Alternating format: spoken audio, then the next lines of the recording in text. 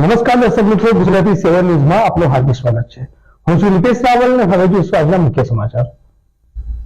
વડોદરાના ખાનપુર ગામની આશરે 25 કરોડની મંદિરના ટ્રસ્ટને આપેલી જગ્યા પૂજારીએ 2.5 કરોડમાં બિલ્ડરને બારોબાર વેચી દેતા ગ્રામજનોમાં આક્રોશ જોવા મળ્યો હતો.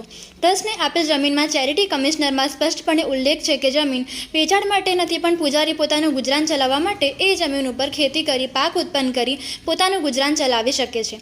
પૂજારીએ બિલ્ડર સાથેના મેળા પીપળામાં વેચાણની પ્રક્રિયા કરી વેચાણ કરી દીધી કે જેની ગામ લોકોને જાણ થતાં સદર વેચાણની પ્રક્રિયાને પડકારવા માટે કાનૂની પ્રક્રિયા શરૂ કરવામાં આવી હતી. જે બિલ્ડરે વેચાણ દસ્તાવેજ કરાવેલ કે જે વેચાણ દસ્તાવેજની નોંધ નાયબ મામલતદારે સદર કારનો પરિપત્ર તથા અન્ય દેવસ્થાની જમીનોમાં આપેલ ગાઈડલાઇનને ધ્યાનમાં લઈ વેચાણની નોંધના મંજૂર કરી હતી. જે વેચાણ નોંધને નાયબ કલેક્ટરે નીચેની કોર્ટના રેકર્ડને ધ્યાનમાં લીધા સિવાય વેચાણની નોંધ મંજૂર કરેલ જે હુકમને કલેક્ટર સમક્ષ પડકારવામાં આવ્યો હતો. તેમજ જોઈન્ટ ચેરિટી કમિશનરનો વેચાણની પરવાનગીનો હુકમની નકલો મેળવીને પડકારવાના છીએ. તમામ હકીકતોને ધ્યાનમાં લઈ કોઈ ફેરફાર ન કરવા ગામજનોની નમ્ર આવેદનપત્ર આપી રજૂઆત કરી છે. ગોસાઈઓની અજ્ઞાનતાનો લાભ ઉઠાવી ખાનપુરમાં વડોદરાના ખાતા નંબર 49 જૂના સત્ર નંબર 215 216 બ્લોક નંબર 148 148 બ નું ક્ષેત્રફળ ચોરસ મીટર 06272 તથા 0304 વાડી મિલકતની હાલની બજાર કિંમત 25 કરોડની ઉપરની હોવા છતાં ફક્ત 2.5 કરોડમાં વેચાણ કરી દેવસ્થાન મિલકતોને ભારે નુકસાન કરેલ હોય કાયદેસર કાર્યવાહી કરવા ગ્રામજનોએ આવેદનપત્ર આપી રજૂઆત કરી છે. પત્ર આપ્યું છે કે અમારી મંદિરની જમીન જે સ્થિતિમાં છે એ સ્થિતિમાં પાછી આવવી જોઈએ. વડોદરા તાલુકાના ખાનપુર ગામમાં ભીમનાથ મહાદેવની જમીન 148 બ્લોક નંબર અબ વેચાણ થઈ છે.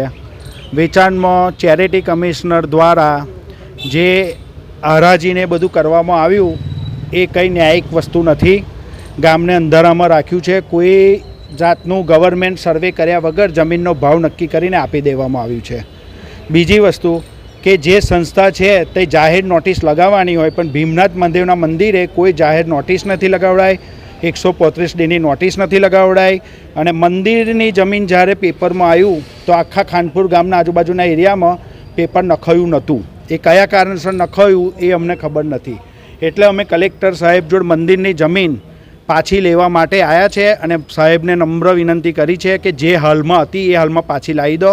મંદિરોની જમીન બચાવો. કે વર્ષો પહેલાં જે ગયડોએ કે ગવર્મેન્ટે ગમે તેને ટ્રસ્ટોને જમીન હોપેલી છે એટલા માટે હોપેલી છે કે મંદિરમાં કોઈ જાતની જમીનોમાં પ્રોબ્લેમ ના આવે એટલા માટે આ જમીનો આપેલી છે.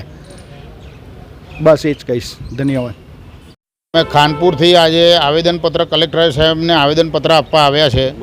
અમારે ભીમનાથ મહાદેવની જમીન જે વેચાઈ ગઈ છે એના સંદર્ભમાં અમે આજે આવેદનપત્ર કલેક્ટર સાહેબને આપેલું છે કે અમારી મંદિરની જમીન પાછી આવે એવી રીતે અમે પૂજારીઓને ખાલી ખેડવાનો જ હક હતો પણ એમને વેચાણ કરી દીધી છે. એ માટે અમે આજે આવેદનપત્ર આપવા આવ્યા છે. કોને વેચાણ કરી છે અને કોએ લીધી? એ કોઈ જતીન મહાદેવભાઈ કરીને છે તેમને વેચાણ લીધી છે અને મંદિરના પૂજારીઓએ જમીન વેચાણ કરી દીધી છે. ગ્રામજનોને અંધારામાં રાખી અને વેચાણ કરી દીધી છે. 50,000 સ્ક્વેર ફૂટ જમીન હતી. 50,000 ફૂટ એ 2.5 કરોડમાં ખાલી વેચાણ કરી દીધી છે. આજે એની વેલ્યુએશન 25 કરોડની છે. મારું નામ સંદીપભાઈ છે, અરજદાર.